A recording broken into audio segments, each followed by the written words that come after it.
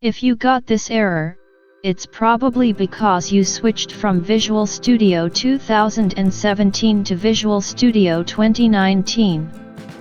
When I loaded my scripts to continue my projects, I got this error on the update method, saying that I had to delete the method. Well, as I did, don't panic, it's easier to fix than it looks. VS 2019 support many more diagnostics for Unity projects specifically, so the converted ones will have some of this bugs. To fix it, just go to Unity Edit Preferences. Select External Tools. Under External Scripts Editor you have a voice that says Generate.xproj files for. At the end of the list there's a button Regenerate Project Files. Click on it. Now close the window, go back to VS.